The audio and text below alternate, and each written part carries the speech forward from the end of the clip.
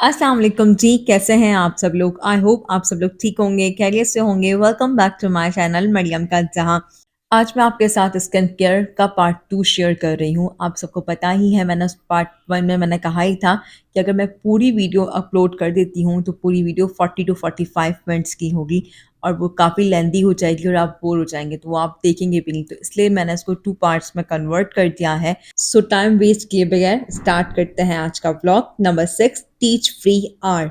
आजकल हम इतनी देर तक स्क्रीन पे टाइम स्पेंड करते हैं, पहले काम के लिए या पढ़ाई के लिए और फिर एंटरटेनमेंट के लिए स्क्रॉलिंग या रील्स देखना। ये सब करते करते हमारे दिमाग और हमारी आंखों पर बहुत बुरा असर पड़ता है। आंखें कंटिन्यूसली स्क्रीन पर देखने से स्टैंड हो जाती है और फोकस और कंसंट्रेट भी ज़ीरो हो जाता है। इससे ना सिर्फ हम मेंटली थका हुआ फील करते हैं बल्कि अपनी केयर करना भी भूल जाते हैं। इसीलिए एक टीच फ्री आवर अपने लिए दिन में ज़रूर इंक्लूड करें। 1 घंटा बिना किसी टेक्निकल डिवाइस के गुजारें, सिर्फ अपने लिए। जैसे कि डिसाइड कर लें कि या तो हम खाते वक्त हम फ़ोन यूज़ नहीं करेंगे, या तो हम सोने से पहले फ़ोन यूज़ नहीं करेंगे, या तो हम जब उठें तो फ़ौरन फ़ोन यूज़ ना करें। देखें, अगर आप कहीं पर एक जगह पर हो और वहाँ बहुत सारा रश लग जाए, बहुत सारे लोग हो, वहाँ से आप निकल ही नहीं पा रहे हो, आप स्टिक हो जाएँ, तो मतलब टेंशन और हेजिटेशंस हो जाएगी ना, इतने सारे लोग मेरे इर्द-गिर्द हैं। तो इसी तरह ये एक मिसाल है कि अगर हम सुबह उठकर फ़ौरन फ़ोन यूज़ करेंगे और इतने सारे मैसेजेस आए हुए हों किसी के, या इंस्टाग्राम हम देख रहे हैं या फ़ेसबुक देख रहे हैं, यूट्यूब देख रहे हैं, तो कितने सारी स्क्रॉलिंग करना और ये सब कुछ हमारे दिमाग में एक बहुत ज़्यादा स्ट्रेस फ़ील होता है, बहुत ज़्यादा दबाव फ़ील होता है हमारे दिमाग में। तो इसलिए कहते हैं कि सुबह उठ के पहले कभी भी फ़ोन यूज़ नहीं करना चाहिए, अपना माइंड हमेशा फ्रेश रखना चाहिए। आप देखोगे अगर ये सब कुछ आप यूज़ नहीं करोगे ना, तो आप देखेंगे आपकी आँखें और अपना आपके माइंड कितना रिलैक्स रहता है, कितना आप रिलैक्स फ़ील करोगे। Number 7, write down 3 things you are grateful for. हम अक्सर अपनी लाइफ में ये सोचते हैं कि मुझे ये चाहिए, मेरे पास ये क्यों नहीं है? अगर मेरे पास ये होता तो बहुत कुछ होता है, लेकिन जो आपके पास ऑलरेडी है उस पे आप कभी भी फोकस नहीं करते। बहुत बार ऐसा होता है जो चीज़ें आपके पास हैं वो किसी और का ख्वाब या सपना होती है। आपके पास इतना सारी चीज़ें हैं जिनके लिए आप ग्रेटफुल हो सकते हो। आपके पेरेंट्स, आपका घर, आपके सिबलिंग्स, आपकी बॉडी, आपका माइंड, वो खाना जो रोज़ रात आप खाते हो, और भी बहुत कुछ हो सकता है। So instead of always complaining कि मेरे पास ये क्यों नहीं है, रात को 3 चीज़ें लिखो जिनके लिए आप सच में ग्रेटफुल हो, क्योंकि जब आप ये प्रैक्टिस करोगे तो आपको पता चलेगा कि आपके पास कितना कुछ है जो आप कभी नोटिस ही नहीं कर पाए। Number 8, moving slower. जब मैं सुबह बच्चों को लिए उठती हूँ तो कभी मुझे लेट हो जाता है, तो फिर मैं बहुत ज़्यादा स्ट्रेस फील करती हूँ। मेरा सुबह की स्ट्रेस की वजह से ही मेरी पूरी दिन की रूटीन डिस्टर्ब हो जाती है। फिर पूरा दिन ही मेरा वैसा ही निकलता है, स्ट्रेस में ही, और इस तरह का ही मूड स्विंग रहता है मेरा। अब मैं इसका सॉल्यूशन मैंने ढूँढ लिया है। अब मैं सुबह क्या करती हूँ कि जल्दी का अलार्म रख लेती हूँ और सुबह थोड़ा जल्दी उठ जाती हूँ। तो मैं फ़जर की नमाज़ भी पढ़ लूँ, फिर अपना वेट लॉस ड्रिंक पी लेती हूँ, फिर कुछ मुझे जो पढ़ना होता है मैं वो पढ़ लेती हूँ, फिर मैं कुरान शरीफ पढ़ लेती हूँ, थोड़ी बहुत एक्सरसाइज कर लेती हूँ। मतलब कि जो 1 घंटा सुबह का है ना, वो मेरा अपने लिए होता है। मैं अपने लिए उसमें अपने अपने लिए हर काम कर लेती हूँ, मतलब नमाज़ भी पढ़ ली, कुरान भी पढ़ लिया, थोड़ा एक्सरसाइज भी कर ली, वेट लॉस ड्रिंक भी पी लिया। इसका रिज़ल्ट ये होता है कि रिलैक्स मैं रहती हूँ और मैं पूरा दिन फ्रेश फ़ील करती हूँ। बाज़ दफ़ा आप उठ के काम में बिज़ी हो जाते हैं क्योंकि आपको लगता है कि ठीक है, नींद पूरी हो गई है, सीधा काम शुरू करें। ऐसे में आपको अपने लिए तो 1 सेकंड भी नहीं मिलता। स्लो होने का मतलब ये नहीं है कि काम नहीं करना है, काम करो, लेकिन बिना किसी अपने आप को स्ट्रेस दिए। अपने आप को थोड़ा आराम देने की परमिशन दो। Number 9, movement for mental health, not for appearance. अच्छा जी, अगर किसी को हार्मोनल्स इम्बैलेंस का प्रॉब्लम है तो उसका असर स्किन, इमोशन और डेली एनर्जी लेवल्स पर पड़ता है। इसीलिए थोड़ा सा फिजिकल एक्टिविटी करना चाहिए, चाहे वो सुबह करें या शाम में। मेंटल हेल्थ को भी हेल्प करता है। और हाँ, परफेक्ट होने की ज़रूरत नहीं है, सिर्फ 30 मिनट्स की वॉक भी बहुत है। अपने लिए वो एक्सरसाइज चूज़ करो जो आपको सच में खुशी और एनर्जी दे, चाहे वो वॉक हो, योगा हो या रनिंग हो। जो आपको पसंद है वही बेस्ट है। Number 10, drink enough water. कुछ दिन पहले मैंने रियलाइज़ किया कि मैं काफ़ी कम पानी पी रही हूँ, जितना कि मेरी बॉडी को ज़रूरत है उससे कम। उसका असर डायरेक्टली मेरे फेस और मेरी बॉडी पे मैंने देखा। जब हम सफिशिएंट पानी नहीं पीते हैं तो हम थके थके फील करने लगते हैं, उससे फेस भी डल लगता है। इसीलिए दिन में एटलीस्ट 7 से 8 ग्लास तो ज़रूर पानी पिएं। जितना हो सके आप फ्रिज के पानी को अवॉइड करो, ये हेल्थ के लिए बिल्कुल भी अच्छा नहीं होता। तो इस वीडियो के बाद आपका सबसे पहले काम होगा 1 ग्लास पानी पीना। पानी पीना ये सिंपल सी एक हैबिट है जो आपकी स्किन को ग्लो करेगी और एनर्जी को हाई रखेगी। Number 11, get enough sleep. जब आपके फ़ोन की बैटरी लो हो जाती है तो क्या होता है, फ़ोन हैंग होने लगता है, स्लो हो जाता है। एम आई राइट ना?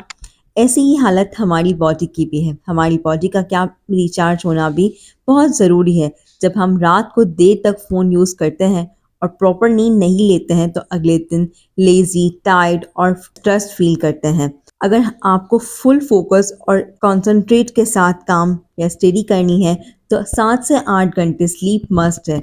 और एक प्रो टिप उनके लिए जिनको दोपहर में नींद आने लगती है, वो इतने लेज़ी फ़ील करते हैं कि उनका कुछ काम करने का दिल ही नहीं करता।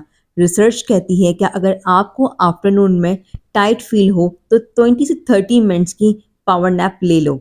ये आपको रिफ्रेश और रिचार्ज कर देगी। और ये हमारे इस्लाम में भी है, बताया है कि दोपहर के खाने के बाद 20 से 30 मिनट का कहलुला लगा लें। उससे आप रिफ्रेश, आप एक अच्छा फ़ील करते हैं। 30 मिनट से ज़्यादा रिफ्रेश फ़ील करते हैं। याद रखिएगा, 30 मिनट से ज़्यादा नैप लेने से आपको ज़्यादा लेज़ी फील हो सकता है। So keep it short. अच्छा, लास्ट वीडियो में चैनलिंग का एक सवाल पेंडिंग में है, याद है ना आपको? क्या होगा अगर किसी ने हमारा लिखा हुआ पढ़ा है तो फाइनली उसका सॉल्यूशन देने का टाइम आ गया है, जो है कि 12 क्लियर द लेटर। इसमें आपको सिर्फ एक पेपर लेना है, उस पे अपने सारे थॉट्स और फीलिंग लिखनी है। अब आपको इमेजिन करना है उस लेटर को लिख के उस इंसान के लिए जिस इंसान ने आपको हर्ट किया है, जो भी किया है ना, जिसने भी आपको, वो सारा इस पेपर में लिख देना है। या फिर आपको अपने आप से कोई शिकायतें हैं, कोई प्रॉब्लम्स हैं, तो वो भी सारे इस पेपर्स में लिख दें। आप फील कर रहे हो क्या, वो सब डिसअपॉइंटमेंट या वो जो इमोशन, वो सब कुछ ऑनेस्टली लिख दो। बस जो दिल करे बिना सोचे लिखते जाओ। उस पेपर को फाड़ दो, डस्टबिन में डाल दो या फिर जला दो। ये एक तरीका है आपके उन इमोशंस को रिलीज करने में मदद करता है जो आपको बार बार परेशान कर रहे होते हैं। जैसे कि आपका उस पेपर को फाड़ा या जलाया, आपके दिमाग में ये सिग्नल मिलता है कि आप ये नेगेटिविटी आपके लाइफ से निकल गई है, रिलैक्स और रिफ्रेश फील कर रहे हो। जब आप देखोगे कि वो पेपर और आपके इमोशन लिटरली आपकी लाइफ से ख़त्म हो रहा है। Number 13, make commitment to your self. देखो, आपको कॉलेज या घर के किसी इम्पोर्टेंट काम के लिए पहुंचना होता है तो आप हमेशा वक्त पे रेडी हो जाते हो। लेकिन जब आप खुद से ही प्रॉमिस करते हो सुबह उठ के नमाज पढ़ूंगी या एक्सरसाइज करूंगी, तो आप अलार्म बार बार स्नूज करते हो, बेड पर सोते रहते हो या लेटते रहते हो। सबसे बड़ी सेल्फ डिसरिस्पेक्ट वाली बात होती है। आप सबके लिए अवेलेबल हो, लेकिन जब आप अपने लिए ही कुछ नहीं करते, अपने लिए ही बारी आती है तो बस कुछ भी नहीं करना होता आपको, अपने आप को इग्नोर कर देते हो। और उसका रिजल्ट क्या होता है? वक्त के साथ साथ आपकी सेल्फ इस्टीम कम होने लगती है। आप सोचने लगते हो मुझसे कुछ नहीं हो सकता, कुछ नहीं कर सकती। अब डिसिप्लिन और कॉन्फिडेंट कैसे आएगा? सिंपल है, अपवर्ड्स रिएक्शन करो। जब आप थकते हो या दिल नहीं करता, फिर भी आप दूसरों के लिए सब कुछ करते हो, फिर खुद के लिए वही डेडिकेशन क्यों नहीं? आप डिजर्व करते हो, अपने लिए भी उतनी ही लॉयल्टी दिखाओ जितना आप दूसरों के लिए रखते हो। Number 14, reading.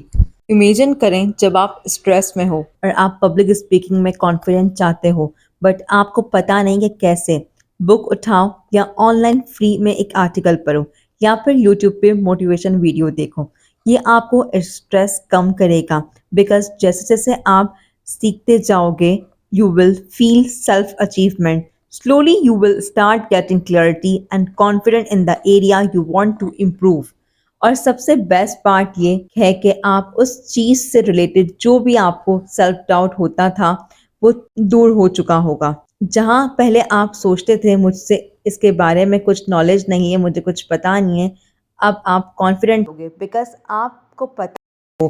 फॉर एग्जाम्पल, अगर आप अपनी हैबिट्स पर काम करना चाहते हो तो तो आप अच्छी हैबिट से रिलेटेड बुक्स पढ़ो, एटॉमिक हैबिट्स उठाओ और पढ़ो। प्लस ये बेस्ट रिप्लेसमेंट है सोशल मीडिया के लिए। जब आप बुक्स पढ़ते हो ना, like you are feeding your brain with something good. So next time जब आप बोर हो या स्ट्रेस फील कर रहे हो तो बुक पढ़ो। Number 15, do nothing. अब इसका मतलब ये नहीं है कि कुछ भी ना करना, बल्कि ऐसा काम करें जो आपको रिलैक्स फील कराए, जो आपको खुशी दे, लेकिन आपके रोज़ के काम से अलग हो। जैसे कि मेरे लिए मेरे बच्चों के साथ टाइम स्पेंड करना, उनके लिए बेकिंग करना, कुरान पढ़ना और उसको सीखना, ये सब मुझे मेंटली तौर पे रिचार्ज करते हैं। हम सबको लगता है कि हर वक्त प्रोडक्टिव रहना चाहिए, काम करना चाहिए, लेकिन इससे आप बर्न आउट हो जाएंगे। इसलिए कभी कभी कुछ ना करके भी देखिए। ऐसा करें जो आपको जनरली खुशी दे। ये सब आपके लिए नई एनर्जी और फोकस के साथ वापस अपने काम के लिए रिचार्ज करेगा।